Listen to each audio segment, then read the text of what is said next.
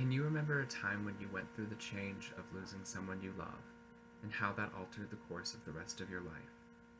It's incredibly important that we face these issues head on and all the emotions that come with them.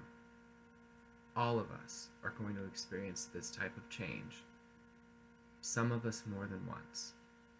I have personally, on numerous occasions, dealt with this type of change in the form of losing someone that I've loved. But learning to face those emotions and cope with them in a healthy way was crucial in my healing.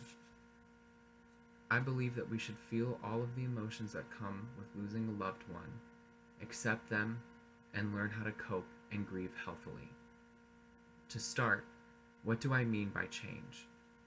In her 2011 article, The Nature of Change, posted on Psychology Today, Abigail Brenner stated that change is either the product of biology or fate, but that also change can be self-generated. In this speech, I will be focusing on the change of losing a loved one and analyzing the emotions and emotional and mental change that comes along with this. Death is biological, which means it is an integral part of the human experience and something that we will all go through. Naturally, how does the change of losing a loved one affect us? According to Mary Frances O'Connor, in an interview article titled, How Your Brain Copes with Grief and Why It Takes So Long to Heal, she says, grieving is a form of learning, one that teaches us how to be in this world without the ones that we love. When I lost my grandmother on my mother's side, everything in my family changed.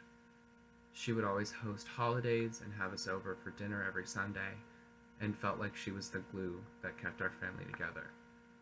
After she was gone, it was a long process in trying to relearn how to bring our family together and grieve in a healthy way. After a while, my aunt took on the role and started having holidays and dinners where the family could come together and help each other through this grieving process. With this in mind, how can we cope? According to Lawrence Robinson and Melinda Smith, in a 2022 article titled Bereavement, Grieving the Loss of a Loved One, posted on Help Guide, she states that there are different ways that we have different categories that we have to go through in order to achieve this. The first one is grieving your loss, seeking support, celebrating the loved one's life, and taking care of your physical and mental health. In 2016, I saw my grandmother on my father's side take her last breath. This was an extremely traumatic event, considering how young I was. And it took a lot for me to face all of the emotions and the fact that it had even happened. It all started with grieving the loss. I did this through going to the funeral, laying her to rest, and finding some kind of closure in that. My family helped me seek support through therapy and counseling, where I was allowed to express those emotions I was feeling, and I was given the time to process them. She passed away on my birthday, so every year I light a candle for her in remembrance of her life and how she impacted mine.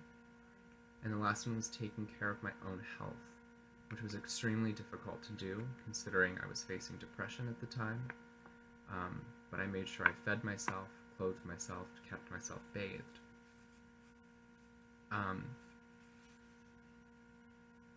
Finally, after going over all of these topics, such as what I mean by change, how it affects us, and steps that we can take in order to process this grief, we must face these emotions head on, or else there will be no healing process.